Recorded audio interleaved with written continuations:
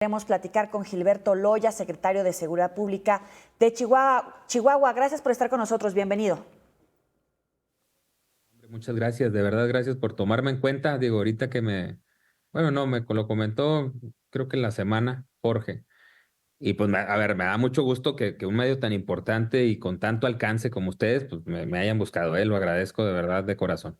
No, al contrario, secretario, gracias por atender al auditorio de Mega Noticias. Entendemos que este operativo busca hacer una radiografía de quiénes integran el Tren de Aragua, este grupo criminal, cuáles son las características, cómo se ven, cómo se pintan, cómo trabajan ya en territorio, pero ¿cuáles son las características de esta operación?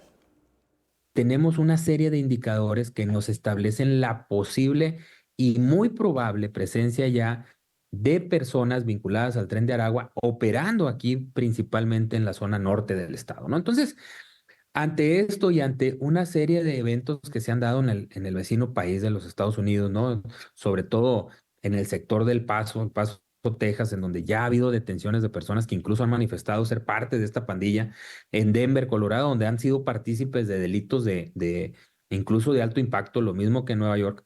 Bueno, pues eso nos ha dejado claro que estas personas, por la entrevista que han tenido con los colegas norteamericanos, no, pues han manifestado que para llegar a los Estados Unidos llegaron a través de la frontera del Paso, Texas, es decir, por Ciudad Juárez, ¿no? Pero otro indicador importante que nos dejó o que nos ha dejado esta investigación que hemos seguido hasta donde nos han dado las capacidades, insisto, por la falta de responsabilidad jurídica que tenemos al respecto, bueno, pues lo que hemos ido haciendo es una serie de entrevistas a víctimas, entrevistas a personas migrantes para poder entender el contexto. Pues lo que nos ha dejado esto es que en muchos de los casos hemos tenido más de 1,000 personas rescatadas, más de 1,000 personas rescatadas, migrantes que estaban secuestrados o privados de la libertad. Nada menos hace unas horas me informaba mi equipo que tenemos a 7 personas más rescatadas, que estaban secuestrados, dos de ellos ya con reporte de secuestro, logramos detener, y esto te lo doy de primicia porque eso es algo que acaba de pasar, logramos detener a una persona con arma de fuego. Una de las personas rescatadas tenía ya más de 30 días ahí secuestrado. Y bueno, te pongo este ejemplo porque lo importante para nosotros aquí fue que en estas entrevistas que tenemos con estas víctimas, una de las cosas que nos llamó poderosamente la atención con respecto a este seguimiento es que sus familiares, que son quienes pagan el rescate, ¿no? Familiares en Centroamérica o sus familiares en los Estados Unidos, ¿no? Que los están monitoreando, incluso en muchos de los casos financiándoles el pago a estos traficantes de personas para llegar hacia los Estados Unidos.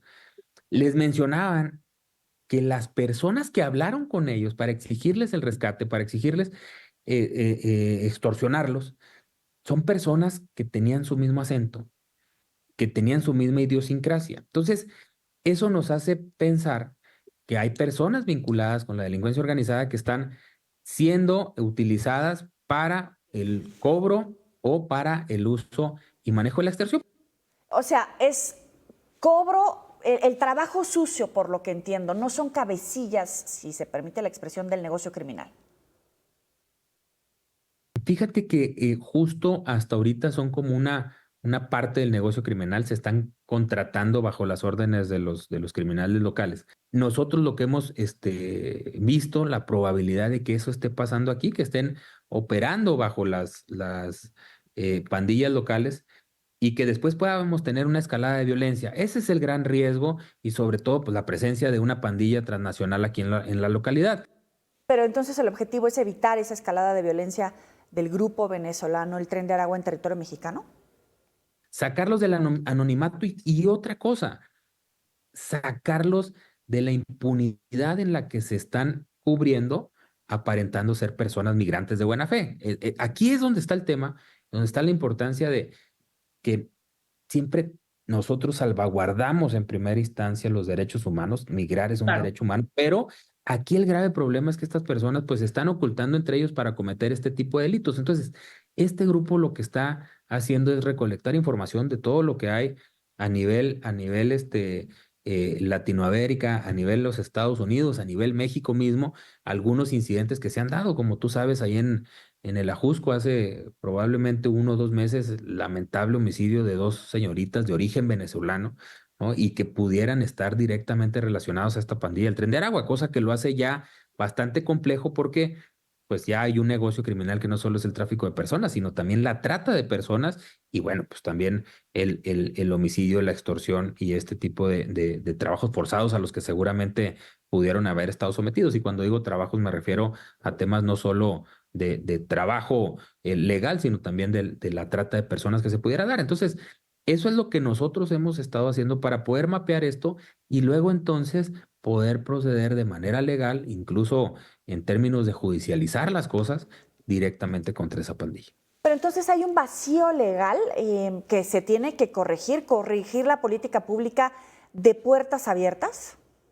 El tema del control de la migración es algo muy complejo y creo que ahí es donde está fallando la política pública en materia migratoria. Y te doy otro dato. En esta política pública migratoria de protección de derechos humanos, de protección de los migrantes, de puertas abiertas, debo decirte que al final de cuentas lo que se está convirtiendo es una trampa mortal. ¿Por qué? Porque nunca en la historia, al menos en la historia reciente del país, había habido tantos migrantes muertos tratando de llegar a los Estados Unidos como este año, incluso este año fiscal que acaba de terminar para los Estados Unidos, ¿no? Entonces, es decir, hay un tema complejo.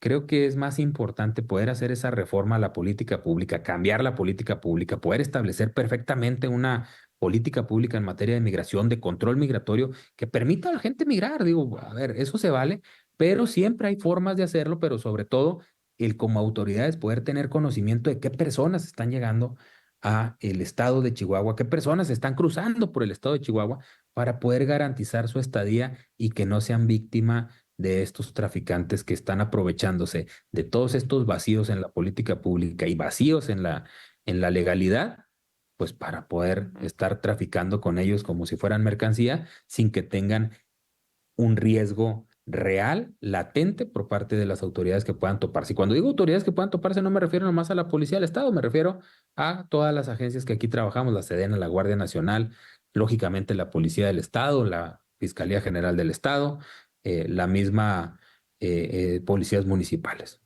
Una política pública más cercana a la de Estados Unidos, es decir, por cuotas anuales y deportaciones masivas, o cuál debería de ser el espíritu, porque efectivamente hay puertas abiertas, hay disposición al tránsito de personas, pero también es cierto lo que dices, es poco humano exponerlos a secuestros, extorsiones, asesinatos, violaciones, etcétera. Pues mira, yo creo que el país debe de establecer su propio modelo de política pública en materia de migración. Pero yo algo que he visto en prácticamente todos los países que me ha tocado visitar es que cuando tú vas a ingresar a un país, tú avisas o notificas a a la autoridad migratoria de ese país que vas a visitarlo. Dices en qué ciudad vas a estar, dices con quién vas a ir o a qué vas a estar y durante cuánto tiempo va a ser tu estadía, ¿no? Y aquí hay gente que es rescatada aquí en Ciudad Juárez, aquí mismo en Chihuahua, que entraron al país en Cancún o que entraron al país en Chiapas como turistas para estar ahí y que si estamos haciendo un verdadero control migratorio, pues son personas que no tendrían por qué estar en un estado distinto al que habían llegado, ¿no? Gracias, secretario. Muy buena noche para usted. Nosotros lo Y ponemos a disposición del Instituto Nacional de Migración Ah, ya. y ya el Instituto Nacional de Migración, digamos, ya ahí ya escapa de nuestra esfera de competencia. hay alerta en Nogales, Sonora, por